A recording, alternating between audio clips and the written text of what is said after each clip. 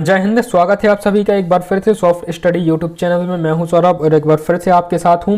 तो दोस्तों, आज की इस वीडियो में हम डिस्कस करेंगे गणित शिक्षा शास्त्र के कुछ इंपॉर्टेंट क्वेश्चंस, और ये हमारी सीरीज होगी टोटल 100 मोस्ट इंपॉर्टेंट क्वेश्चंस की सीरीज होगी, जो आपको 4 वीडियो में प्राप्त होंगे। एक वीडियो में यहाँ पर हम टोटल 25 क्वेश्चन को कवर करेंगे। वीडियो की लेंथ यहाँ पर कम रखी गई है क्योंकि कुछ कैंडिडेट होते हैं वीडियो को बीच में स्किप करके चले जाते हैं, इसलिए वीडियो की लेंथ कम है ताकि आप वीडियो को शुरू से लेकर अंत तक पूरा देखें।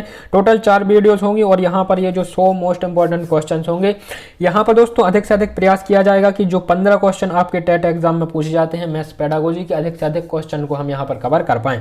तो दोस्तों, वीडियो को शुरू से लेकर अंत तक पूरा देखिएगा। उम्मीद है आपको यह वीडियो पसंद आएगी। वीडियो पसंद आए तो इसे ज़्यादा से ज़्यादा लाइक करें, शेयर करें अपने दोस्तों तक। चैनल पर नए हैं तो सब्सक्राइब करके ऑल बेल नोटिफिकेशन को प्रेस करना ना भूलें, ताकि यहाँ पर अपलोड की गई प्रत्येक वीडियो की नोटिफिकेशन आपको सबसे पहले मिल जाए। यदि आप यह PDF डाउनलोड करना चाहते हैं तो हमारे टेलीग्राम चैनल को ज्वाइन कर सकते हैं। टेलीग्राम पर यदि आप सर्च करेंगे सॉफ्ट स्टडी तो वहां पर हमारा जो चैनल है टेलीग्राम का वह मिल जाएगा, जहां से आप यह पूरी PDF बिल्कुल मुफ्त में डाउनलोड कर सकते हैं। जितनी भी यहां पर क्लासेज होती हैं पूरी क्लासेज की PDF टेलीग्राम चैनल पर अपलोड कर दी जाती है, जहां से आप डाउनलोड कर सकते हैं। लिंक आपको वीडियो के डिस्क्रिप्शन में भी मिल जाएगा। तो दोस्तों, स्टार्ट करेंगे इस 100 मोस्ट इंपॉर्टेंट क्वेश्चन की क्लास को। तो दोस्तों, पहला क्वेश्चन आपकी स्क्रीन पर है। लिखा हुआ है कि गणित शिक्षण की मुख्य विधि है। गणित शिक्षण की मुख्य विधि है। तो गणित शिक्षण की कुछ प्रमुख विधियां हैं जो आपकी स्क्रीन पर प्रदर्शित हो रही हैं, जिसमें से ऑप्शन ए है व्याख्यान विधि, प्रदर्शन विधि, आगमन निगमन विधि, या फिर ऑप्शन डी ये सभी। ठीक है, तो गणित शिक्षण की जो प्रमुख विधियां हैं, चाहे वो व्याख्यान विधि हो, प्रदर्शन विधि हो, आगमन निगमन विधि हो, तो ये सभी जो है गणित शिक्षण की प्रमुख विधियां हैं। ऑप्शन डी इसका करेक्ट हो जाता है। ठीक है, यदि दोस्तों हम बात करते हैं व्याख्यान विधि की, तो व्याख्यान विधि को हम इंग्लिश में लेक्चर मेथड कहते हैं। और व्याख्यान विधि में कोई भी विषय वस्तु होती है, पाठ होता है, उसे शिक्षक के द्वारा, टीचर के द्वारा विस्तार से समझाया जाता है, उसकी व्याख्या की जाती है, विषय वस्तु के संबंध में बहुत ही विस्तार से समझाया जाता है। तो ये होती है आपकी व्याख्या विधि। दूसरी बात करते हैं प्रदर्शन विधि की। तो जो प्रदर्शन विधि है, प्रदर्शन विधि जो होती है सुनो समझो और सीखो के सिद्धांत पर आधारित होती है। ठीक है, तो शिक्षक द्वारा कुछ प्रयोग कराए जाते हैं और कुछ इंस्ट्रक्शन दिए जाते हैं, जिसे छात्र नोट करते हैं एवं प्रयोगों को देखते हैं। तो ये जो होती है प्रदर्शन विधि होती है। ठीक है, आगमन निगमन विधि को हम वीडियो में आगे देखेंगे। इसका जो आंसर हो जाएगा ऑप्शन डी। ये सभी विधियां जो है गणित शिक्षण की प्रमुख विधियां हैं। ठीक है, चलते हैं अगले क्वेश्चन की तरफ। और क्वेश्चन नंबर 2 आपकी स्क्रीन पर है। निम्न में से तर्क प्रधान विधि कौन सी है? निम्नलिखित में से तर्क प्रधान विधि कौन सी है, ये आपको बताना है। तो यहाँ पर टोटल जो 4 विधियां दी गई हैं गणित की, खोज विधि, आगमन विधि, व्याख्यान विधि, या फिर विश्लेषण विधि। ठीक है, तो जो तर्क प्रधान विधि है वो होती है आपकी विश्लेषण विधि। ठीक है, विश्लेषण विधि किस प्रकार की विधि होती है? तो समस्या को हल करने की प्रक्रिया को छोटे छोटे अंशों में विभक्त किया जाता है तथा उसका अध्ययन और विवेचन करते हुए कार्य को किया जाता है। इसे हम विश्लेषण विधि कहते हैं। इस क्वेश्चन का जो आंसर हो जाएगा ऑप्शन डी, जो है तर्क प्रधान विधि होती है। तो यह विश्लेषण विधि जो होती है वह तर्क प्रधान विधि होती है। ठीक है, इसके अलावा गणित की एक और शिक्षण विधि होती है संश्लेषण विधि। तो संश्लेषण विधि में क्या किया जाता है? संश्लेषण विधि में समस्याओं को जोड़कर उसे हल किया जाता है, उसे उसका आंसर प्राप्त किया जाता है। ठीक है, चलते हैं नेक्स्ट क्वेश्चन की तरफ। और क्वेश्चन नंबर 3 आपकी स्क्रीन पर है। लिखा हुआ है कि व्यावहारिक गणित का भाग है। व्यवहारिक गणित का भाग है संख्याओं का हिसाब लगाना, ऑप्शन ए है। ऑप्शन बी है जोड़ व बाकी करना, ऑप्शन सी समीकरणों को हल करना, और ऑप्शन डी बैंकों की कार्यप्रणाली की जांच करना। ठीक है, तो व्यवहारिक गणित का जो भाग है यहाँ पर ऑप्शन डी करेक्ट हो जाता है, बैंकों की कार्यप्रणाली की जांच करना। ठीक है, यह व्यवहार में लिया जाता है। गणित में जो भी विधियाँ सीखी जाती हैं, जो भी अधिगम होता है, जो भी शिक्षण होता है, उस सभी का जो व्यवहारिक रूप से उनका प्रयोग करना, व्यवहारिक ज्ञान का उपयोग करना यहाँ पर कहलाता है। ठीक है, तो ऑप्शन डी इसका करेक्ट हो जाता है। चलते हैं नेक्स्ट क्वेश्चन की तरफ। क्वेश्चन नंबर 4, दौड़ के मैदान से क्या अभिप्राय है? दौड़ के मैदान से क्या अभिप्राय है ये हमें बताना है। शिक्षा क्रम से है, पाठ्यक्रम से है, शिक्षक क्रम एवं पाठ्यक्रम दोनों से, या फिर इनमें से कोई नहीं। तो इसका जो आंसर हो जाता है दौड़ के मैदान से क्या अभिप्राय है। ठीक है, तो दौड़ के मैदान से अभिप्राय है पाठ्यक्रम से, ऑप्शन बी इसका करेक्ट हो जाता है। ठीक है, पाठ्यक्रम जो है, पाठ्यक्रम एक नीति होती है जिसके आधार पर समस्त शिक्षण कार्यों को क्रियान्वित किया जाता है, और जो स्टूडेंट होते हैं, छात्र होते हैं, वो इसी दौड़ के मैदान पर दौड़ते हैं, अपने स्टूडेंट लाइफ में या फिर कह सकते हैं कि अपने विद्यार्थी जीवन में। ठीक है, चलते हैं नेक्स्ट क्वेश्चन की तरफ और क्वेश्चन नंबर 5 है हमारा, अंकगणित शिक्षण का महत्व है। अंकगणित शिक्षण का महत्व कहाँ कहाँ होता है? घरेलू कार्यों में होता है, मजदूरी और व्यवसाय में होता है, व्यवहारिक उपयोग में होता है, या फिर ये सभी। ठीक है, तो अंकगणितीय शिक्षण जहाँ पर भी आर्थिक गतिविधियाँ होती हैं, आर्थिक क्रियाओं को संपन्न किया जाता है, चाहे वो घरेलू कार्य हो, आपका मजदूरी से संबंधित कार्य हो, या फिर व्यवहारिक गणित हो, कहीं पर भी नाप तोल से संबंधित कार्य किया जाता है, वहां पर अंकगणितीय शिक्षण का बहुत अधिक महत्व होता है। ठीक है, ऑप्शन डी इसका करेक्ट हो जाएगा, ये सभी। ठीक है, चलते हैं नेक्स्ट क्वेश्चन की तरफ। क्वेश्चन 6, शिक्षण प्रक्रिया का आखिरी चरण कौन सा है? शिक्षण प्रक्रिया का आखिरी चरण कौन सा है, ये हमें बताना है। ठीक है, तो यहाँ पर दोस्तों ऑप्शन है, ऑप्शन ए मूल्यांकन, अधिगम, उद्देश्य या फिर अनुदेशन। तो शिक्षण प्रक्रिया का जो आखिरी चरण होता है वो कौन सा होता है? मूल्यांकन। ऑप्शन ए इसका करेक्ट हो जाएगा। ठीक है, ऑप्शन ए मूल्यांकन शिक्षण प्रक्रिया का आखिरी चरण होता है। शिक्षण प्रक्रिया को कई भागों में डिवाइड किया जा सकता है। शिक्षण प्रक्रिया के कई चरण होते हैं, जैसे अधिगम के उद्देश्यों को निर्धारित करना। ठीक है, शिक्षा के पूर्व उद्देश्यों को स्पष्ट करना, विषय वस्तु का यहाँ पर निर्धारण करना, और इसके बाद में इन सभी चरणों के बाद होता है आपका मूल्यांकन, जिसके द्वारा जो अधिगम किया जाता है, छात्रों को पढ़ाया जाता है, सिखाया जाता है, उसका मूल्यांकन किया जाता है। ठीक है, चलते हैं नेक्स्ट क्वेश्चन की तरफ। क्वेश्चन नंबर 7 लिखा हुआ है, गणित को कहा जाता है, गणित को कहा जाता है विद्यार्थियों का दुश्मन कहा जाता है, शक्तिशालियों की शक्ति कहा जाता है, मन की भाषा कहा जाता है, या फिर मस्तिष्क का विकास कहा जाता है। तो गणित को क्या कहा जाता है? यहाँ पर गणित एक तर्कपूर्ण विषय है, इसमें चिंतन के द्वारा समस्याओं को हल किया जाता है, इससे मस्तिष्क का विकास होता है। ऑप्शन डी इसका करेक्ट हो जाएगा, गणित को कहा जाता है मस्तिष्क का विकास, ऑप्शन डी। ठीक है, चलते हैं नेक्स्ट क्वेश्चन की तरफ। क्वेश्चन 8, गणित के नियम व निष्कर्ष होते हैं, गणित के नियम व निष्कर्ष होते हैं। ठीक है, तो यहाँ पर दोस्तों वस्तुनिष्ठ होते हैं, सार्वभौमिक होते हैं। ऑप्शन सी वस्तुनिष्ठ एवं सार्वभौमिक दोनों होते हैं, या फिर ऑप्शन डी इनमें से कोई नहीं। तो गणित के जो निष्कर्ष होते हैं वो वस्तुनिष्ठ एवं सार्वभौमिक होते हैं, क्योंकि गणित जो है तर्कों पर आधारित होती है। ठीक है, तर्कपूर्ण, यहाँ पर समस्त समस्याओं को तर्कों के द्वारा हल किया जाता है, इसलिए गणित के जो नियम निष्कर्ष होते हैं यह वस्तुनिष्ठ एवं सार्वभौमिक दोनों होते हैं। ऑप्शन सी इसका करेक्ट हो जाएगा। चलते हैं अगले क्वेश्चन की तरफ। क्वेश्चन नंबर 9 लिखा हुआ है, राष्ट्रीय स्तर पर गणित पाठ्यक्रम निर्मित करने वाली संस्था का नाम क्या है? राष्ट्रीय स्तर पर गणित का जो पाठ्यक्रम निर्मित करती है, सिलेबस निर्धारित किया जाता है, किस संस्था द्वारा किया जाता है? ठीक है, तो देखते हैं। ऑप्शन ए है राजस्थान राज्य शैक्षणिक अनुसंधान एवं प्रशिक्षण संस्थान उदयपुर, काजरी जोधपुर, या फिर डाइट के द्वारा, या फिर NCERT के द्वारा। ठीक है, तो गणित का जो पाठ्यक्रम निर्धारित किया जाता है वह निर्धारित किया जाता है NCERT के द्वारा। ऑप्शन डी इसका करेक्ट हो जाएगा। ठीक है, NCERT दिल्ली। चलते हैं नेक्स्ट क्वेश्चन की तरफ। क्वेश्चन 10 लिखा हुआ है, श्रव्य सामग्री में संबंधित है। श्रव्य सामग्री निम्नलिखित में से किससे संबंधित है? ठीक है, तो श्रव्य सामग्री वो होती है जिसके द्वारा हम सुनते हैं, हमें सुनाई देता है, और दृश्य सामग्री वो होती है जो हमें आंखों से दिखाई देती है। ठीक है, तो काफी सिंपल डेफिनेशन है, इसकी समझा जा सकता है। तो यहाँ पर श्रव्य सामग्री कौन सी होगी? Option B gramophone. ठीक है, ग्रामोफोन जो है यह एक श्रव्य सामग्री है। इसके अलावा टीवी हो, श्यामपट्ट हो, या फिर खिलौना हो, ये दृश्य सामग्रियों के उदाहरण है। ठीक है, यहाँ पर दोस्तों जितने भी क्वेश्चंस आपके सही होते हैं, वीडियो के अंत में आपको कमेंट बॉक्स में कमेंट करके बताना है कि 25 एक वीडियो में क्वेश्चंस को हम यहाँ पर कवर करेंगे। तो 25 में से कितने आंसर आपके सही होते हैं ये आपको कमेंट बॉक्स में बताना है, और वीडियो को लाइक जरूर करना है। साथ ही साथ चैनल पर यदि आप नए हैं चैनल को सब्सक्राइब कर लें, ताकि यहाँ पर नेक्स्ट वीडियो जब भी अपलोड हो तो उसकी नोटिफिकेशन आपको मिल जाए। ठीक है, चलते हैं नेक्स्ट क्वेश्चन की तरफ। क्वेश्चन 11 लिखा हुआ है, मूल्यांकन की कार्यसूचक क्रिया है। मूल्यांकन की कार्यसूचक क्रिया है चिन्हित करना, निर्णय लेना, भूल खोजना, या फिर ये सभी। ठीक है, तो जब मूल्यांकन किया जाता है, अभी ऊपर जो क्वेश्चन था उसमें हमने पढ़ा शिक्षण प्रक्रिया क्या अंतिम चरण क्या है, तो वो मूल्यांकन होता है। मूल्यांकन में कार्यसूचक जो क्रिया है, मूल्यांकन के द्वारा क्या क्या किया जाता है, तो यहाँ पर हम देखते हैं चिन्हित करना, निर्णय लेना एवं भूल खोजना। ऑप्शन डी है ये सभी। तो मूल्यांकन के द्वारा इन सभी क्रियाओं को यहाँ पर किया जाता है। ठीक है, ऑप्शन डी इसका करेक्ट हो जाएगा।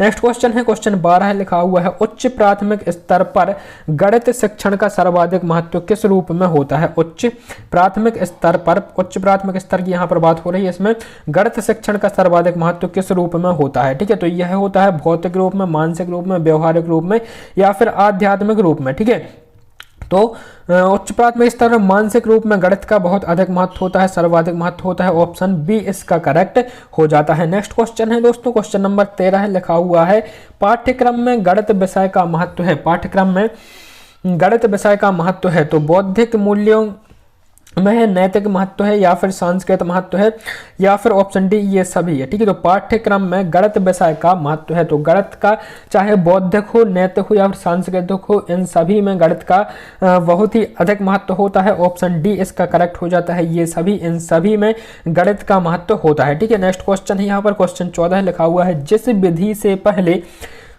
उदाहरण आए बाद में नियम बताए जाएं। ठीक है, अब यहाँ पर हम बात करते हैं आगमन और निगमन विधि की। ठीक है, जिस विधि के पहले उदाहरण आए एवं बाद में नियम बताए जाएं तो वो कौन सी विधि होती है? समस्या समाधान विधि, आगमन विधि या फिर निगमन विधि। तो दोस्तों उदाहरण पहले बताए जाते हैं और उदाहरणों के बाद में नियम बताए जाते हैं, ये होती है आपकी आगमन विधि। ठीक है, जो निम्न कक्षाओं के छात्र होते हैं, प्राथमिक कक्षाओं के छात्र होते हैं, माध्यमिक कक्षाओं के छात्र होते हैं, उनके लिए जब पाठ्यक्रम को पढ़ाया जाता है तो आगमन विधि के द्वारा पाठ्यक्रम को कंप्लीट कराया जाता है। आगमन विधि में पहले उदाहरण बताए जाते हैं ताकि छात्रों को बहुत जल्दी जो है पाठ्यक्रम समझ में आ जाए और वो बहुत ही अपनी एफिशिएंसी के साथ में क्वेश्चंस को हल कर सकें। तो इसमें पहले उदाहरण बताए जाते हैं और फिर नियम बताए जाते हैं या फिर नियमों की उदाहरण से नियमों की तरफ इसमें बढ़ा जाता है। ठीक है, किसमें? प्रत्यक्ष से अप्रत्यक्ष की तरफ बढ़ते हैं। ठीक है, और यदि हम बात करते हैं निगमन विधि की, तो निगमन विधि का प्रयोग किया जाता है उच्च कक्षाओं में और निगमन विधि में पहले नियम बताए जाते हैं, बाद में उदाहरणों की बात होती है। ठीक है, तो ये होती है आपकी निगमन विधि। दोनों आपको याद रखनी है, यहाँ पर कंफ्यूज होने की जरूरत नहीं है। आगमन है वह निम्न कक्षाओं में उपयोग की जाती है और उदाहरण से नियम की तरफ बढ़ते हैं, और निगमन विधि में नियम से। ठीक है, इसमें पहले देख सकते हैं, पहले निगमन, बहुत ही कंफ्यूजन वाली दोनों विधियां हैं यहाँ पर। ठीक है, निगमन, इसमें पहले नी आता है। ठीक है, तो नी से पहले नियम से उदाहरणों की तरफ बढ़ेंगे तो ये हो जाती है आपकी निगमन विधि, और यहाँ पर आगमन तो उदाहरण से नियम की तरफ बढ़ते ही, ये आपको याद रखना है। ठीक है, नेक्स्ट क्वेश्चन है क्वेश्चन नंबर 15 लिखा हुआ है वर्तमान पाठ्यक्रम का दोष है। वर्तमान पाठ्यक्रम का दोष है पुस्तकीय ज्ञान पर बल देना, विषयों में सहसंबंध का अभाव, या फिर लचीलेपन का अभाव, या फिर ऑप्शन डी ये सभी। ठीक है, तो वर्तमान पाठ्यक्रम का दोष है, तो वर्तमान पाठ्यक्रम का दोस्त कौन सा है? दोस्त, तो दोस्त नहीं, दोष। ठीक है, दोष मतलब यहाँ पर हानियों से भी होता है, तो वर्तमान पाठ्यक्रम का दोष है। ये सभी जो है वर्तमान पाठ्यक्रम के दोस्त हैं, चाहे वो पुस्तकीय ज्ञान पर बल दिया जाए और विषयों में सहसंबंध का अभाव पाया जाता है, और एवं जो पाठ्य सामग्री होती है उसमें लचीलेपन का भी अभाव पाया जाता है। ठीक है, नेक्स्ट क्वेश्चन की तरफ चलते हैं, और यहाँ पर क्वेश्चन नंबर 16 लिखा हुआ है द्रव्यमान मापने की सबसे बड़ी इकाई है। द्रव्यमान मापने की सबसे बड़ी इकाई कौन सी है, ये आपको बताना है। ठीक है, तो द्रव्यमान मापने की जो इकाई होती है, ये सभी द्रव्यमान मापने की इकाइयां हैं, चाहे किलोग्राम हो, डेकाग्राम हो, हेक्टोग्राम हो, ग्राम हो। ठीक है, अब हम बात करते हैं सबसे बड़ी इकाई की, तो ये होता है किलोग्राम। ठीक है, 1 किलोग्राम की बात करें तो ये होता है हमारा किलोग्राम, ये द्रव्यमान की सबसे बड़ी इकाई है। हेक्टोग्राम की बात करें तो 100 ग्राम को हम हेक्टोग्राम कह सकते हैं, या फिर कह सकते हैं कि 1 किलोग्राम में 10 हेक्टोग्राम होते हैं। ठीक है, और डेकाग्राम की बात करें तो इसे हम 10 ग्राम को कह सकते हैं डेकाग्राम। 100 ग्राम को, एक मिनट, तो यहाँ पर हम 10 ग्राम को डेकाग्राम कहते हैं, और 1 किलोग्राम में होते हैं टोटल 100 डेकाग्राम। ठीक है, ये हमें याद रखना है, और ग्राम, 1 ग्राम को 1 ग्राम हम बोलते ही हैं। ठीक है, चलते हैं नेक्स्ट क्वेश्चन की तरफ। क्वेश्चन नंबर है यहाँ पर 17, एक अनुक्रम दिया गया है 2, 4, 7, 11, और इसमें हमें बताना है कि इसका 7वां अनुक्रम क्या होगा। ठीक है, तो 2, 4, 11 देख सकते हैं। इसमें सबसे पहले अनुक्रम जो होगा आपका 2 होगा, 4 होगा, 7 होगा, 11 होगा।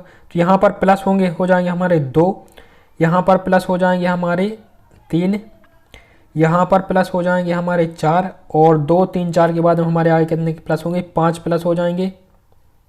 ठीक है, तो 11 + 5 हो जाते हैं हमारे 16, और फिर इसमें बाद में आगे जो प्लस हो जाएंगे 6 हो जाएंगे। ठीक है, तो 16 और 6 कितने हो जाते हैं? 22, और फिर आगे प्लस होंगे 7, जो कि 7वां अनुक्रम बन जाएगा। तो 22 + 7 हो जाएंगे हमारे 29। ऑप्शन नंबर बी इसका करेक्ट हो जाएगा। ठीक है, 29 जो यहाँ पर 7वां अनुक्रम होगा वो होगा 29। ठीक है, पूछ लिया जाता 5वां अनुक्रम क्या होगा, तो इसमें हम कितने प्लस करते हैं? यहाँ पर 5 प्लस करते हैं तो 16 हो जाता, छठवां अनुक्रम 22 हो जाता और यहाँ पर सातवां अनुक्रम 29 हो जाता है। ठीक है, नेक्स्ट क्वेश्चन की तरफ चलते हैं। क्वेश्चन 18 लिखा हुआ है, वृत्त की सबसे बड़ी जीवा होती है। वृत्त की सबसे बड़ी जीवा कौन सी होती है? परिधि होती है, त्रिज्या होती है, व्यास होती है या फिर स्पर्श रेखा होती है। ठीक है, तो एक वृत्त होता है और वृत्त के अंदर खींची गई इस लाइन को जीवा कहते हैं। ठीक है, ये जो लंबवत लाइन खींची जाती है इसे हम जीवा कहते हैं, चाहे वो कहीं से भी खींची गई हो। तो जो वृत्त की सबसे बड़ी जीवा हो जाती है वो हो जाता है व्यास। व्यास बिल्कुल बीचों बीच से खींची गई जो रेखा होती है, जो जीवा होती है बिल्कुल बीचों बीच से, उसे हम व्यास कहते हैं। ठीक है, ये वृत्त की सबसे बड़ी जीवा होती है। ठीक है, जो वृत्त को 2 भागों में काटती है बिल्कुल बीच में से। त्रिज्या की बात करते हैं, त्रिज्या व्यास का 1/2 भाग होता है, व्यास की आधी त्रिज्या होती है। ठीक है, तो सबसे बड़ी जो जीवा होती है वो व्यास होती है। ऑप्शन सी इसका करेक्ट हो जाएगा। नेक्स्ट क्वेश्चन है, क्वेश्चन 19 लिखा हुआ है, गणित शिक्षण की मुख्य विधि है। गणित शिक्षण की मुख्य विधि है, आगमन विधि है, संश्लेषण विधि है, यहाँ पर होता आपका संश्लेषण विधि हो जाता है और निगमन विधि। ठीक है, तो गणित शिक्षण की जो प्रमुख विधि है यहाँ पर ये तीनों विधि भी उपयुक्त डी इसका करेक्ट आंसर हो जाएगा। ये तीनों विधि जो है गणित शिक्षण की विधियां हैं। ठीक है, चलते हैं नेक्स्ट क्वेश्चन की तरफ। क्वेश्चन 20 आपकी स्क्रीन पर, गणित के अध्ययन से छात्रों में सबसे अधिक किस शक्ति का विकास होता है? गणित के अध्ययन से छात्रों में सबसे अधिक किस शक्ति का विकास होता है? तर्क शक्ति का, चिंतन शक्ति का, समायोजन शक्ति या फिर ऑप्शन डी उपर्युक्त सभी का। ठीक है, तो गणित के अध्ययन से छात्रों में इन सभी शक्तियों का विकास होता है। ऑप्शन डी इसका करेक्ट हो जाएगा, उपर्युक्त सभी, चाहे चिंतन विधि हो, तार्किक विधि या समायोजन विधि हो। ठीक है, तो दोस्तों 20 क्वेश्चन हो चुके हैं इस वीडियो के, 5 क्वेश्चन और बाकी है। यहाँ पर जितने भी क्वेश्चन आपके सही है कमेंट बॉक्स में आपको बताना है और इसकी पीडीएफ आपको टेलीग्राम पर मिल जाएगी, तो पीडीएफ डाउनलोड करना ना भूलें। ठीक है, लिखा हुआ है, गणित शिक्षण में शिक्षक को किस बात पर ध्यान देना चाहिए? क्वेश्चन नंबर 21 है, गणित शिक्षण में शिक्षक को किस बात पर ध्यान देना चाहिए? मानसिक क्रियाओं पर बल देना चाहिए, गणित के व्यवहार ज्ञान पर बल देना चाहिए, गणित की महत्ता पर बल देना चाहिए या फिर उपर्युक्त सभी। ठीक है, तो यहाँ पर दोस्तों इसका जो सही आंसर हो जाता है, इसका भी आंसर हो जाएगा आपका उपर्युक्त सभी। गणित शिक्षण में शिक्षक को किस बात पर ध्यान देना चाहिए? तो मानसिक क्रियाओं पर भी बल देना चाहिए, गणित के व्यवहारिक ज्ञान पर भी बल देना चाहिए और गणित की महत्ता पर भी यहाँ पर बल देना चाहिए। ऑप्शन डी उपर्युक्त सही इसका करेक्ट, उपर्युक्त सभी इसका सही आंसर हो जाएगा।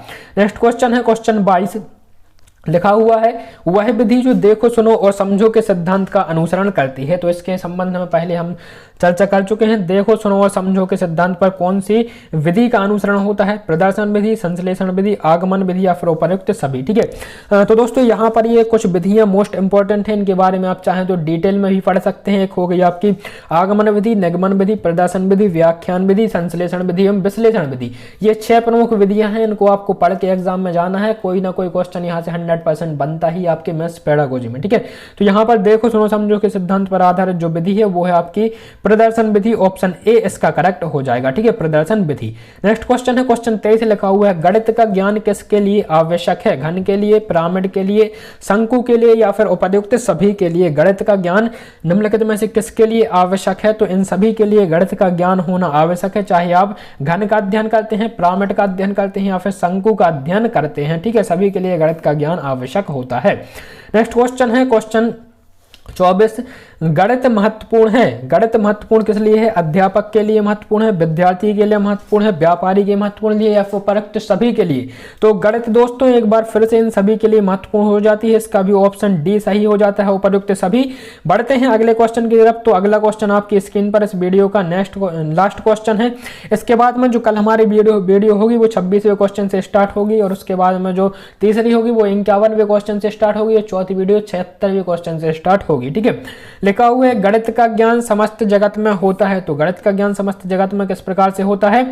समान रूप से होता है, असमान रूप से होता है, भिन्न रूप से होता है, फिर इनमें से कोई नहीं। ठीक है, तो गणित का जो ज्ञान होता है सभी में समान रूप से होता है। ऑप्शन ए इसका करेक्ट हो जाएगा। पूरे जगत में, पूरे वर्ल्ड में गणित का जो ज्ञान है वो समान रूप से होता है। ठीक है, यहाँ पर दोस्तों ये पीडीएफ है और पीडीएफ में उत्तरमाला भी यहाँ पर दी गई है, तो आप इस पीडीएफ को डाउनलोड कर सकते हैं टेलीग्राम चैनल को ज्वाइन करके। तो दोस्तों मुलाकात होगी आपसे नेक्स्ट वीडियो में, तब तक के लिए नमस्कार, जय हिंद, वंदे मातरम।